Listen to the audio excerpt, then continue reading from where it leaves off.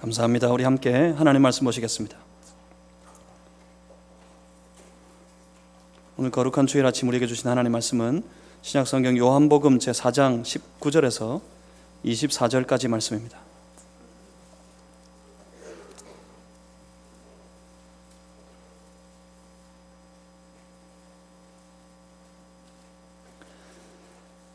제가 가지고 있는 성경책에는 신약성경 148페이지에 있습니다. 요한복음 제4장 19절에서 24절까지 말씀,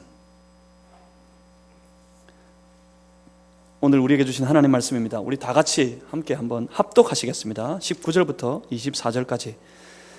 여자가 이르되 주여 내가 보니 선지자로소이다. 우리 조상들은 이 산에서 예배하였는데 당신들의 말은 예배할 곳이 예루살렘에 있다 하더이다. 예수께서 이르시되 여자여 내 말을 믿으라. 이 산에서도 말고 예루살렘에서도 말고 너희가 아버지께 예배할 때가 이르리라. 너희는 알지 못하는 것을 예배하고 우리는 아는 것을 예배하노니 이는 구원이 유대인에게서 남이라. 아버지께 참되게 예배하는 자들은 영과 진리로 예배할 때가 오나니 곧 이때라. 아버지께서는 자기에게 이렇게 예배하는 자들을 찾으시느니라. 하나님은 영이시니 예배하는 자가 영과 진리로 예배할지니라. 아멘. 오늘 요한복음 4장 19절에서 24절 말씀으로 역동적인 예배 공동체를 세우라는 두 번째 말씀을 함께 나누기를 원합니다. 지난주보다 조금 더 자세히 한번 오늘 본문의 말씀을 살폈으면 좋겠습니다. 제가 잠시 기도하고 함께 말씀 나누겠습니다.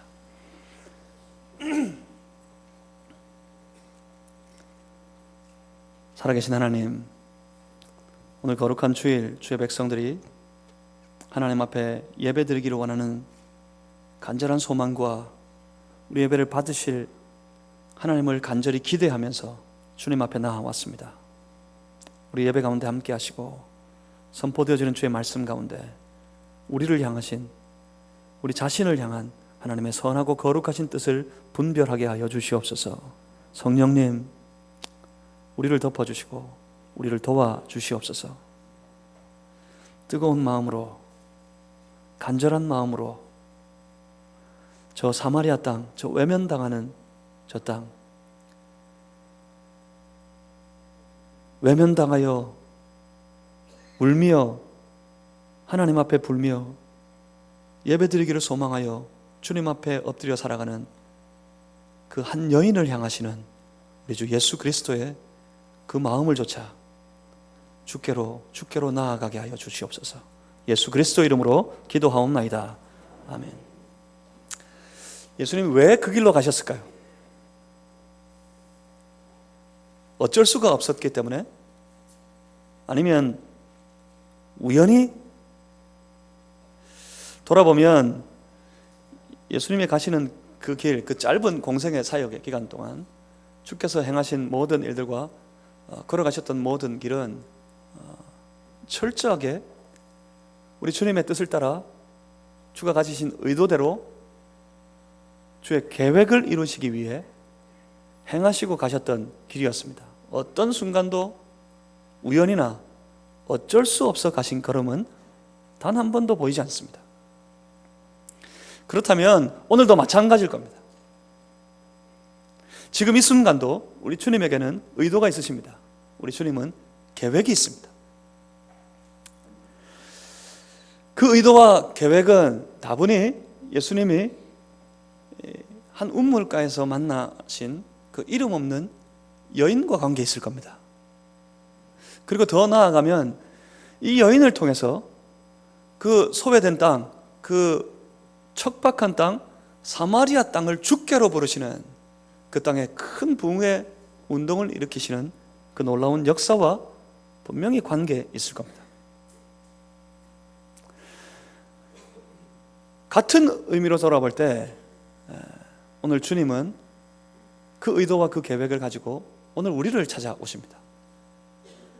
2020년 예배 회복을 소망하는 우리들을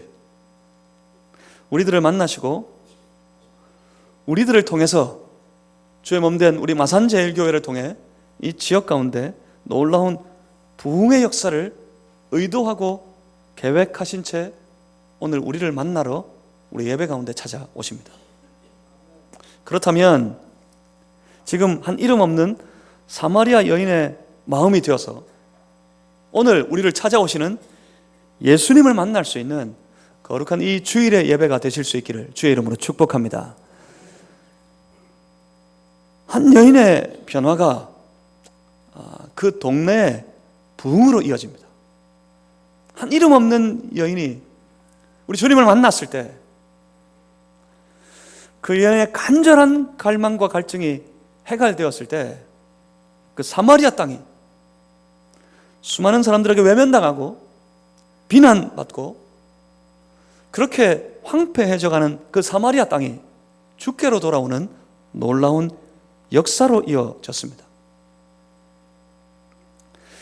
곧 사마리아 지역의 부흥의 불씨가 되었던 이 한 여인의 회심과 변화의 시작은 바로 여기에서부터였습니다. 요한복음 4장 3절 4절 말씀을 한번 보십시오. 요한복음 4장 3절과 4절에서 이렇게 말씀합니다. 유대를 떠나사 다시 갈릴리로 가실새 사마리아를 통과하여야 하겠는지라. 그 길은 야곱의 우물이 있는 수가성에 이르는 길입니다. 그곳에 그 우물가에서 우리 예수님은 잠시 머무시려고 합니다. 그때 제자들은 먹을 것을 사기 위해 동네로 들어갔습니다. 예수님 홀로 남았습니다. 예수님 혼자 그 우물가에 머물러 계십니다. 그때 그 우물가에 물을 기르기 위해서 나오는 한 여인이 있습니다. 그 여인을 예수님께서 만나시자마자 그 여인을 보시고는 우리 주님 기다리셨다는 듯이 이렇게 말씀하십니다. 보면 7절에 보시면 물을 좀 달라 하십니다. 여인을 향한 우리 예수님의 첫마디 말이었습니다. 물을 좀 달라. 여기서부터 시작입니다. 이후에 벌어지는 모든 문제, 모든 사건의 시작이 바로 여기 물 때문에 시작됩니다. 왜 그러셨을까요? 여인을 보시자마자 다른 말 건네시기 전에, 다른 인사하기 전에 물을 달라 하신 이유가 무엇이겠습니까? 우물가니까 먼 여행길 고단하셔서 목이 마르셨기 때문에 물을 찾으셨을까요? 그런데 이어지는 대화의 이 면면을 살펴보면, 그 대화를 잘 쫓아가다 보면 예수님 별로 목마르시지 않은 것 같습니다. 그래서 이제 예수님은 그 이후의 대화들을 보면 물을 마시는 일에는 별로 관심이 없어 보입니다. 그리고 이어지는 이 대화들, 물을 좀 달라 하고 이 대화의 문을 여신 예수님, 그리고 그 여인의 반응, 이어지는 여러 가지 대화들을 보시면 굉장히 기묘합니다. 참 이해하기 어렵습니다. 평소에 누구를 만나서 이런 식으로 대화한다면 아마 뚱딴지 같은 소리 때문에 아마 우리 돌아서서 듣지 않고 외면하고 그 자리를 떠나고 말 겁니다. 한번 쫓아가 보겠습니다. 물을 좀 달라 하시자 그때 이 보였던 여인의 반응은 어쩌면 당연해 보입니다. 유대인들은 사마리아 사람을 상종하지 않는다고 오늘 본문에서 말씀하십니다. 요한복음 4장을 쫓아가 보면 유대인들은 사마리아 사람들을 상종하지 않았답니다. 우리가 또 익히 성경을 읽어 아는 것처럼 유대인들은 사마리아 사람들을 죄인 취급했습니다. 그들과 함께 대화하려 하지 않았습니다. 그들과 함께 만나려 하지도 않았습니다. 그런데 유대인으로 보이는 한 남자가 자기에게 말을 건넵니다. 그리고 요청합니다. 물을 좀 달라고. 그러자 이 여인은 아마 가장 먼저 이 유대인 남자를 보고 경계했을 것이 분명합니다. 그래서 당연히 그렇게 반응합니다. 유대인인 당신이 사마리아 사람인 나에게 물을 좀 달라고요? 유대인 당신들은 우리 사마리아 사람과 상종하지 않는데 나는 사마리아 사람인 것을 사마리아 여자인 나에게 물을 달라고요? 그렇게 말하자 예수님 보이시는 반응이 더 기괴합니다. 우리 같으면 뭐라고 하겠습니까? 우리가 이때 이 여인을 만났다면 목이 말라서 물을 좀 달라 했고 이 여인이 당신이 나에게 우리와 상종하지도 않는데 나에게 물을 달라고요? 목이 마른 우리 같으면 그럴 겁니다. 무슨 상관이 있느냐? 내가 지금 목이 마른 것을 물을 좀 주시오. 그래야 할 터인데 예수님 말씀, 예수님의 대답을 한번 보십시오. 10절 이하를 보면 예수님이 이렇게 말씀하십니다. 내가 너에게 주려는 선물을 네가 알았다면, 너에게 말하는 내가 누구인 줄 네가 알았다면 오히려 네가 나에게 물을 달라 했을 것이다. 그러면 나는 너에게 생수를 주었을 것이다. 그렇게 말씀하십니다. 주님의 이 말씀에 여인은 이렇게 반응합니다. 지금 어디서 그런 생수를 얻을 수 있습니까? 여기 야곱이 우리에게 준 운물이 있는데 당신은 이 운물을 준 야곱보다 더 큽니까? 대화가 엉뚱한 방향을 흐르고 있습니다. 그런데 아주 중요한 그리고 뚜렷한 변화 한 가지를 읽을 수 있습니다. 이 대화의 시작이 무엇 때문이었습니까? 물 때문이었어요. 물 좀 달라. 물이 주제였습니다. 그런데 점점 이 이야기가 이 짧은 대화를 통해 이 이야기의 주제가 이 대화의 관점이 물에서 이 대화를 이어가시는 예수님, 이분이 누구이신지로 옮겨가고 있습니다. 당신은 야곱보다 큽니까? 그렇게 물었습니다. 그러자 예수님의 또 뚱딴지와도 같은 대답이 이어지십니다. 뭐라 그러십니까? 이 물을 마시면 다시 목이 마르겠지만 내가 주는 물을 마시면 영원히 목마르지 않을 것이다. 그러자 이제는 이 여인이 좀 짜증이 난 듯합니다. 여자가 뭐라 그럽니까? 그런 물 있으면 내게 한번 줘보십시오. 그런 물이 있으면 내게 줘서 내가 다시는 귀찮게 이렇게 물 길러 오지 않아도 되도록 한번 해보시오. 그러자 기다리셨던 예수님 한 가지 결정적인 도전을 하십니다. 여기 이 대목에서 모든 것이 바뀝니다. 이 한마디에 이 여인이 예수님을 바라보는 그 눈이, 그 관점이 확 열리게 됩니다. 뭐라고 그러셨습니까? 16절 말씀이죠. 여러분 잘 아시는 것처럼 예수님이 그렇게 말씀하십니다. 가서 내 남편을 불러오라. 바로 이전의 대화가 그런 물, 내가 주는 물은 영원히 다시는 목마르지 않을 물이다. 그런 물이 있으면 저에게 한번 줘보십시오. 그러면 여기 운물에 물 길러 오지도 않아도 될 것 같으니 한번 줘보셔. 물을 달라 했는데 예수님이 말씀하시기를 그럽니다. 가서 네 남편을 불러와라. 데려와라. 그런데 예수님의 이 이해할 수 없는 한마디 말씀에 여인의 마음이 완전히 무너져 버립니다. 나는 남편이 없어요. 그러자 예수님 말씀하십니다. 너에게 남편 5이 있었으나 지금 있는 자는 내 남편이 아니니 남편이 없다 하는 내 말이 옳다, 맞다 하십니다. 예수님은 이 여인을 아셨습니다. 한 이름 없는 여인, 5번에 걸친 결혼에 실패. 그래도 만족하지 못해. 또 다른 남자와 더불어 함께 동거하며 살지만 여전히 채워지지 않는 그 마음의 컬컬함, 답답함, 해결할 수 없는 삶의 욕망, 이런 것들을 안고 살아가는 이 여인을 예수님이 아셨습니다. 예수님은 이 여인을 만나려고 하셨던 겁니다. 지금은 내 남편이 없다는 말이 맞다. 그러자 이 여인의 말을 들어보십시오. 여인이 뭐라 그럽니까? 예수님을 바라보는 관점이 완전히 틀려졌습니다. 뭐라고요? 내가 보니 당신은 선지자이십니다. 가서 내 남편을 불러오라 하는 이 한 유대 남자, 이를 통해서 여인은 이제 선지자를 보기 시작했습니다. 그 예수님을 통해 선지자를 본 이 여인은 이제는 물과는 전혀 다른 문제를 그 선지자로 보이는 예수님께 내어놓습니다. 단번에 묻기를, 당신은 선지자 같습니다.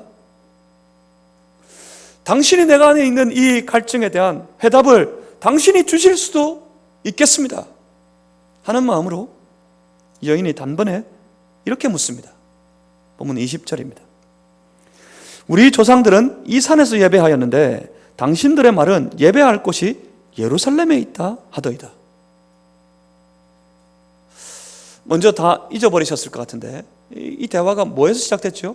물을 좀 달라 하는 거에서 시작됐어요. 여기까지 와버렸습니다. 어떻게 여기까지 왔을까요?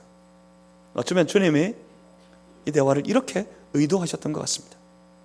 여인의 갈증을, 여인의 갈망을 이해하시고 아시는 주님, 사람의 마음을 사람의 깊은 곳이라도 꿰뚫어 아시는 주께서 이 여인을, 이런 갈망을, 이런 갈증을 가지고 있는 이 여인을 주께서 만나시길 원하셨고, 주께서 이 여인에게서 이 말을 듣기 원하셨던 것 같습니다.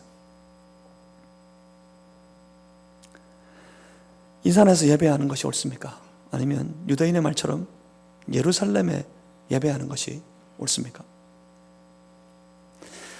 이 여인이 이렇게 물었을 때는, 선지자로 보이는 예수님께 이렇게 물었을 때는 여인에게는 타는 갈증이 있었습니다. 온갖 육체적인 방황 속에서도 결코 채워지지 않는, 채울 수 없는 영적인 갈증이 있었습니다. 그것은 다름 아닌 예배였습니다. 예배에 대한 열망이 이 여인에게 있었습니다. 이 답답한 삶, 도무지 채워지지 않는, 만족할 수 없는 내 인생 가운데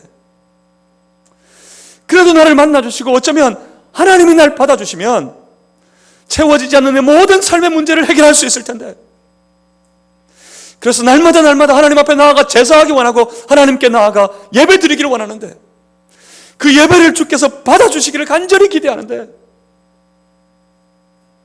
우리가 나아가 드리는 그 예배의 산, 사마리아인들의 성전이 있는 그 그리심산,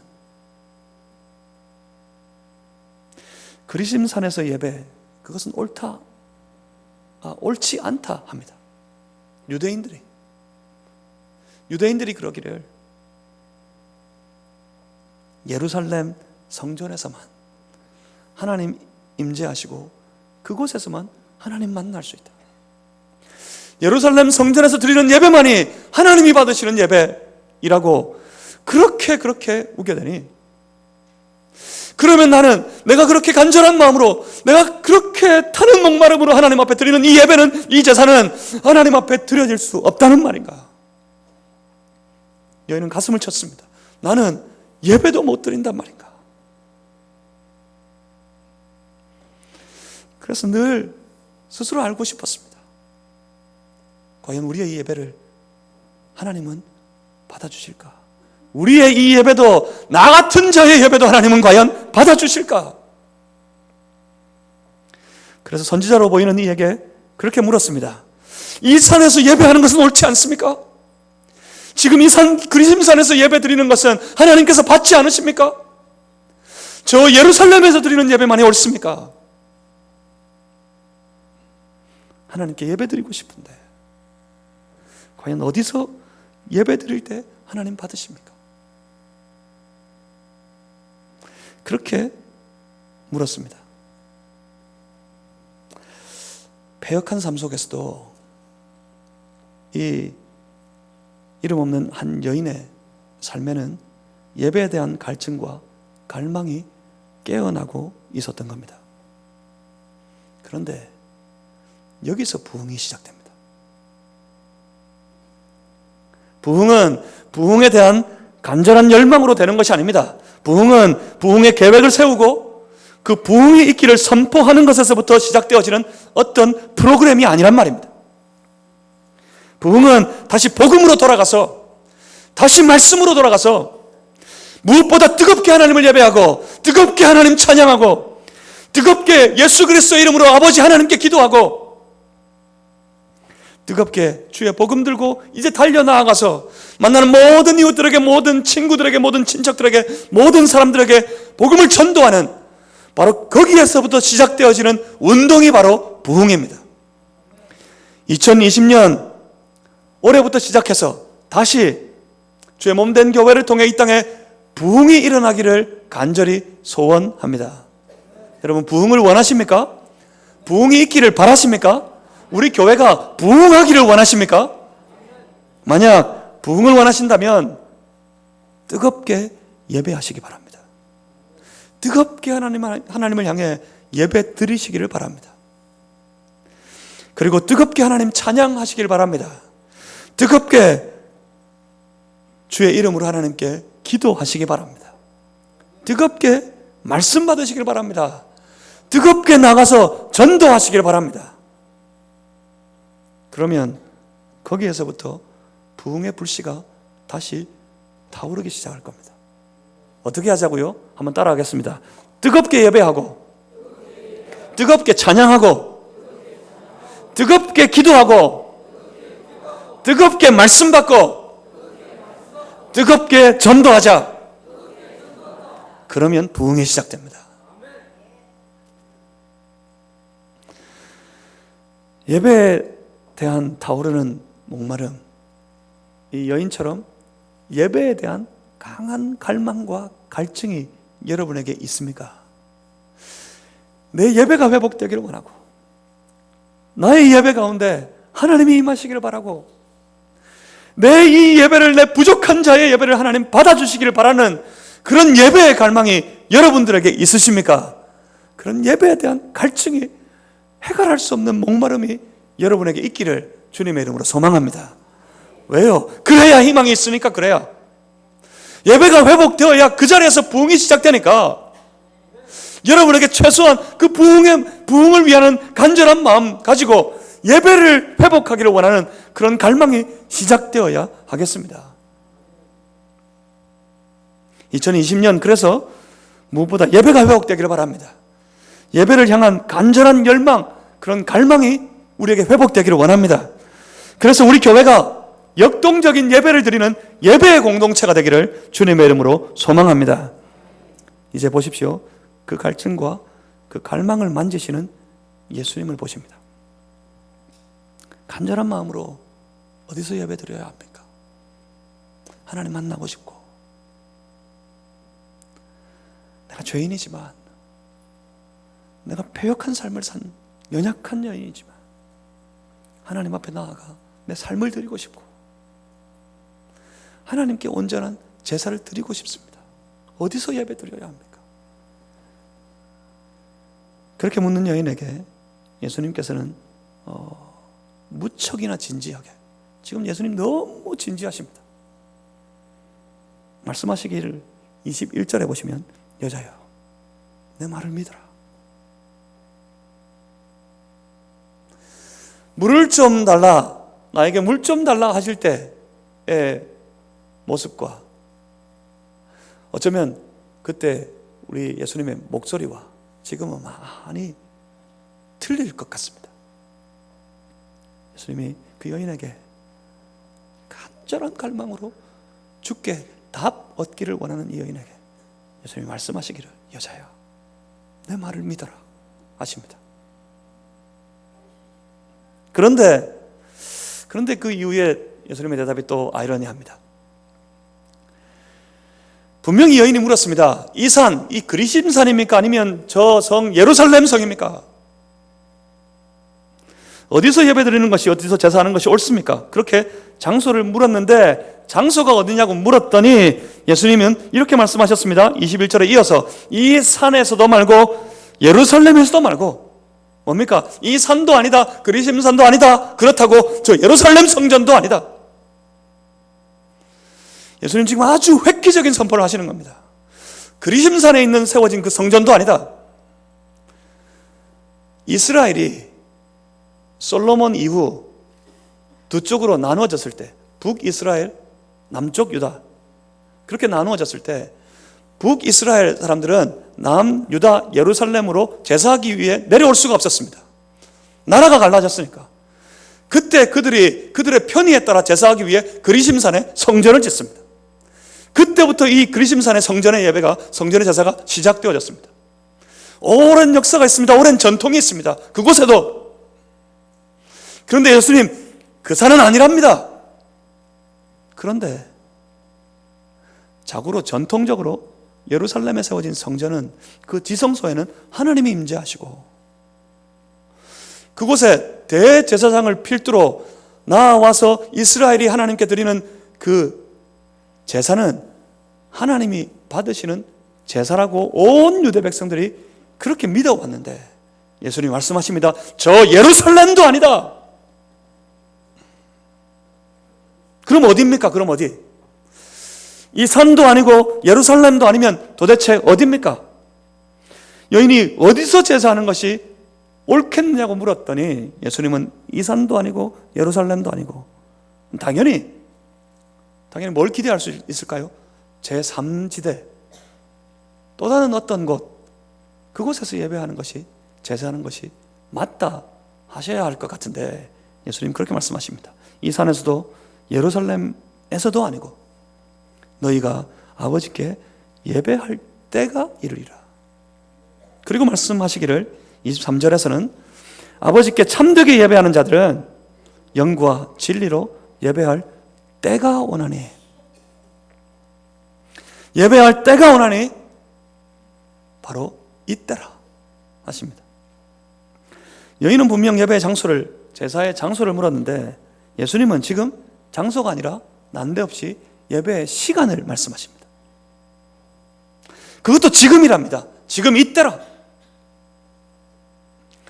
예수님의 말씀은 결국 이겁니다. 우리의 삶의 현장에 있는 바로 그 시간, 그 자리, 예수님을 만나는 그때, 그 순간이 예배의 때라고 선포하십니다. 그러니까 예수님의 말씀은 예배는 장소나 형식이 아니라는 말씀입니다.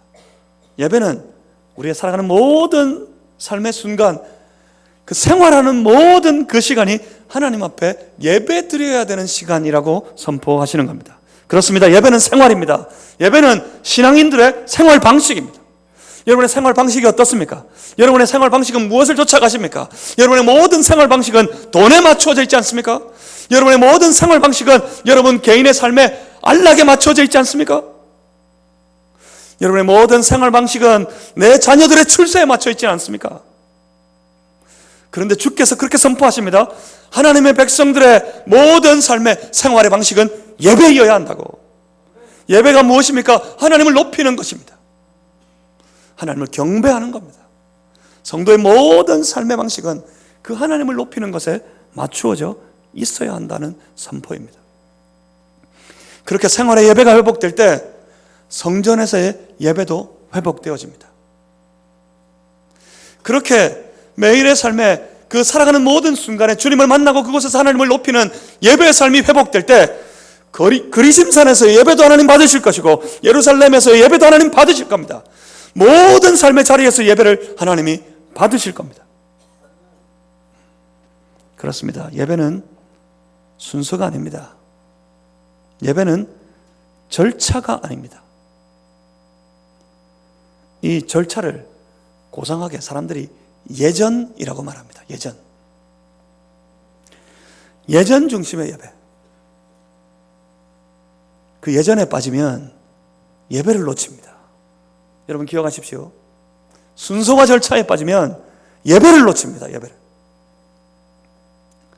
저 로만 캐톨릭 교회 그 예전에 빠져 예배를 잃어버렸던, 원래 예배를 잃어버렸던 저 로만 캐톨릭에 반대해서 그 예배를 개혁하여 일어났던 그 운동이 바로 종교개혁의 운동입니다.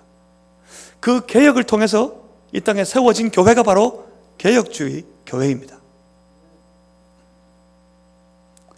예배의 전통을 뛰어넘어서 그 예배를 받으실 하나님께서 친히 임재하시는 예배, 그 예배를 소망하여서 우리는 주의 몸된 교회를 세우고 교회에 함께 모여서 그 예배자들이 하나님께 예배 드리는 겁니다. 전통과 형식은 진정한 예배를 가립니다. 무엇 때문인지 아십니까? 본문 24절 우리 주께서 말씀하시기를 하나님은 영이시다. 하나님은 영이시니 예배하는 자가 영과 진리로 예배할지니라. 영과 진리로 예배해야 합니다. 영이신 우리 하나님께서는 계시지 않는 곳이 없으니, 계시지 못할 곳이 어디에도 없으니 우리의 가정에도 계실 것이고 내 직장에 내 일터에도 계실 것이고 내가 친구와 만날 때도 계실 것이고 내가 일할 때 그곳에 주님 계시고 그곳에 하나님 계시고 내가 공부할 때 그곳에 하나님 계십니다. 어디에나 계신 그 하나님께서는 바로 그 자리에서 우리를 통해 예배받기를 원하시는데 그 예배는 다름 아닌 영과 진리로 드리는 예배입니다. En pneumati kai aletheia. En pneumati 성령 안에서, En aletheia 진리 안에서. 그러니까 성령의 임재가 있는 그곳, 성령의 임재 안에서 선포되어지는 주의 말씀을 받고 그 말씀 붙잡고 하나님 앞에 엎드리는 그 순간이 바로 예배입니다. 주시는 말씀 붙잡고 하나님 앞에 엎드려서 결심하기를 나 이제 주님만 위해 살겠습니다. 나 이제 주를 위해 살아가겠습니다. 내가 하는 이 공부와 내가 하는 모든 일들과 내가 세우는 이 가정이 함께 섬기는 주의 몸된 교회가 하나님의 것이 되기를 원하고 하나님의 영광이 되기를 원합니다. 그런 결심이 있는 그곳, 그것이 바로 하나님이 받으시는 예배의 자리인 줄 믿습니다. 여러분의 삶이 그런 예배 되기를 주님의 이름으로 축복합니다. 그렇기 때문에 하나님께 올려드리는 예배는 결코 전통이나 형식에 가리어질 수 없습니다. 가리어져서는 안 됩니다. 저 피아노가 없는 예배를 여러분 상상하실 수 있습니까? 그렇지만 이 피아노가 없어도 예배 드릴 수 있습니다. 우리 찬양대가 없는 예배를 여러분 기대하실 만합니까? 그런데 이 찬양대가 없어도 예배 드릴 수 있습니다. 기도자가 없는 예배 순서를 여러분 생각해 보신 적이 있습니까? 하지만 저 기도자가 없어도 예배 드릴 수 있습니다. 성령 안에서, 내가 성령 안에 있고 진리신 말씀 붙잡고 있다면 그것 가지고 하나님께 나아갈 수 있다는 말입니다. 하나님께 내 예배를 드릴 수 있다는 말입니다. 그래야 합니다. 그렇게 할 수 있어야 합니다. 그런데 더 중요한 게 여기 있습니다. 23절 말씀을 한번 보십시오. 23절 하반절에 보시면 예수님께서 아주 놀라운 선포를 우리에게 해주십니다. 아버지께서는 자기에게 이렇게 예배하는 자들을 찾으시느니라. 하나님 찾고 계시대요. 성경에 이런 말이 흔히 있지 않습니다. 누군가를 찾는 모습이 성경에 종종 드물게 나타나긴 하지만 직접적으로 하나님이 누굴 찾고 계시다는 그런 말씀을 성경이 우리에게 주는 것이 그렇게 흔히 있지 않습니다. 그런데 하나님 되신 이분께서, 온전한 하나님이신 이분이, 우리 예수님께서, 우리의 주께서, 예배의 주께서, 교회의 머리 되신 예수님께서 그렇게 선포하십니다. 하나님 아버지께서 찾고 있는 자가 있다. 그는 자기에게 이렇게 영과 진리로 성령 안에서, 말씀 안에서, 진리 안에서 예배드리는 그 예배자들을 하나님께서 찾고 계시다. 그렇다면 주님은 지금 우리를 찾아 여기에 임재하셨습니다. 이 땅의 수많은 교회들, 그 교회 안에 모여든 수많은 성도들, 그 예배자들, 그 예배 장소에, 그 예배 때 우리 하나님께서 임하셔서 기대하시기를 주께서 원하시는 그 예배를 받으시려 합니다. 그런데 과연 어떨까요? 하나님이 이 원하시는 예배를 기대하는 마음으로 이렇게 예배하는 자들을 찾고 찾으시면서 우리를 만나러 찾아오셨을 때, 예배의 자리, 그 교회 예배의 시간마다 찾아오실 때 우리 주님은 그 사람을 과연 만나실 수 있을까요? 어쩌면 이 땅의 모든 교회의 예배가, 이 땅에 그 교회의 모든 예배자된 성도들이 그 예배의 시간을 그저 흘러보내고 있지는 않습니까?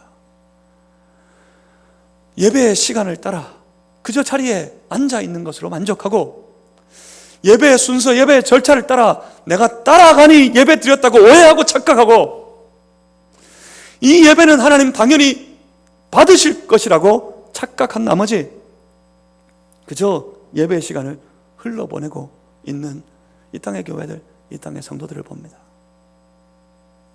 뭐 하십니까? 지금 예배를 혹시 구경하고 있지 않으십니까? 이렇게 예배하는 자들을 찾고 찾으시며 오늘 우리의 예배의 자리에 임하셨을 때, 그렇게 예배하는 한 사람을 만나지 못해 우리 하나님 슬퍼하고 계십니다. 그 한 사람을 만나고 싶은데, 그를 통해 온전한 예배를 받고 싶으신데 그런 예배자가 없어서 우리 하나님 슬퍼하십니다. 그렇다면 감히 그 하나님 앞에, 그렇게 찾으시고 계신 그 하나님 앞에 우리가 달려가서,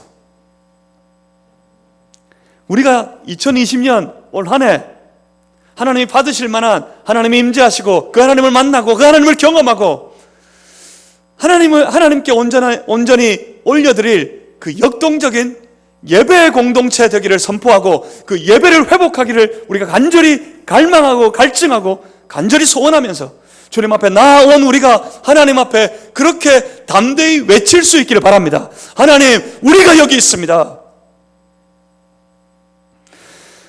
주를 향하여, 우리 하나님을 향하여서 영과 진리로 성령 안에, 말씀 안에 하나님 앞에 온전히 예배드리기를 원하는 우리가 여기 있습니다. 주여, 우리를 받아 주시옵소서.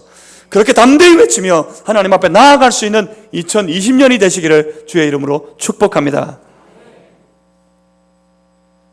그런데 거기에서 놀라운 일들이 시작됩니다. 예배가 회복되어지는 자리, 이 여인이 예배의 갈증과 예배의 갈망이 회갈되는 순간 여인은 눈이 열립니다. 여인이 주님께 말합니다. 메시아, 그가 오시면 이 모든 것을 확실하게 하신다 했습니다. 예수님이 그 여인에게 눈이 열려버린, 예배에 대한 갈망이 해갈되고 난 이후에 눈이 열려버린 그 여인에게 예수님께서 이렇게 말씀하십니다. 내가 그라. 주님이 이 사마리아 여인에게 직접 선포하셨다고요. 이 땅이 기다리는 메시아, 그는 바로 내가 그라고 예수님께서 선포하십니다. 그리고 이 여인은, 메시아를 만난 이 여인은 주체할 수 없었습니다. 기다릴 수 없었습니다. 예수님을 그 우물가에 남겨둔 채 여인은 뛰어갑니다. 동네로 뛰어들어갑니다. 동네 사람들, 자신을 외면하고 자신을 비난하고 심지어 자신을 저주하던 그 온 동네 사람들에게 그렇게 소리를 높여 외칩니다. 와보라, 와서 한번 보세요. 이분이 그리스도가 아닙니까? 이가 그리스도가 아니냐. 그렇게 외쳤더니 온 동네가 예수님께로 달려왔습니다. 부흥의 역사가 일어난 것입니다. 부흥이 그 사마리아 땅에 일어나게 되었던 겁니다. 그렇습니다. 외면당한 땅 사마리아, 척박하고 황폐한 땅 사마리아, 죄인이라고 정죄받던 그 사마리아 사람들, 그 사람들에게 그 땅에 놀라운 부흥의 역사가 일어났습니다. 그렇다면 오늘 죄가 관영해져가는 이 시대, 그 어떤 때보다도 점점 어두워져가고 황폐해져가고 있다는 이 시대에 오늘 이 땅 가운데에서도 분명히 주께서 임하실 때, 우리를 만나주시고 우리를 만져주실 때 분명히 우리 안에서도 놀라운 부흥이 다시 시작될 줄 믿습니다. 사마리아도 부흥했는데 우리 마산 땅이 부흥하지 않겠습니까? 사마리아가 부흥했는데 이 창원시가 부흥하지 않겠습니까? 사마리아가 부흥했는데 하나님이 그렇게 사랑하시는 이 대한민국, 우리 조국 땅에 부흥이 다시 오지 않겠습니까? 이제 우리가 그 역동적인 예배의 공동체로 일어나면 됩니다. 우리가 예배의 갈망과 예배의 갈증을 가지고 하나님이 받으시는 예배를 위하여서 그 예배를 소원하면서 일어나면 됩니다. 일어나면 그 예배를 갈망하는 우리 주께서 만나 주실 것입니다. 오늘 우리에게 찾아오셔서, 예배를 원하는 우리에게 찾아오셔서 우리를 만나실 때 주께서 다시 우리에게 부흥의 불씨를 다시 태워주실 줄 믿습니다. 간절히 기대합니다. 간절히 기도합니다. 주여, 오늘 우리에게 부흥을 주시옵소서. 오늘 우리에게 부흥을 주시옵소서.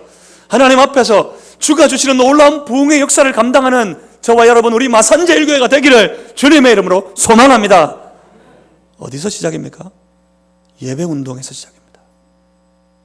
예배를 흘러보내지 마십시오. 예배를 붙잡으세요. 예배를 사모하십시오. 예배 가운데 임하시는 진정한 예배자를 찾고 찾으시는 하나님 앞에 나아가십시오. 하나님은 지금도 여러분들 중에 찾고 계십니다. 하나님은 지금도 우리 중에 만나고 싶은 사람이 있습니다. 이렇게 예배하는 자. 그렇다면 우리 하나님 앞에 엎드립니다. 주여, 내가 여기 있습니다. 담대히 그렇게 주를 향해 외칠 수 있는 그런 성도들 되시기를 주님의 이름으로 소망합니다. 기도하겠습니다. 살아계신 아버지 하나님, 우리의 예배가 하나님 앞에 있기를 원합니다. 하나님, 2020년, 아니 이후의 모든 삶 가운데 하나님 앞에 드리는 온전한 예배의 삶이 되기를 소망합니다. 주여, 우리의 예배를 받아 주시옵소서. 우리의 예배 가운데 임재하여 주시옵소서. 과연 우리의 예배가 성령 안에서, 진리이신 주의 말씀 안에서 하나님 앞에 나아가는 거룩한 산제사가 되게 하여 주시옵소서.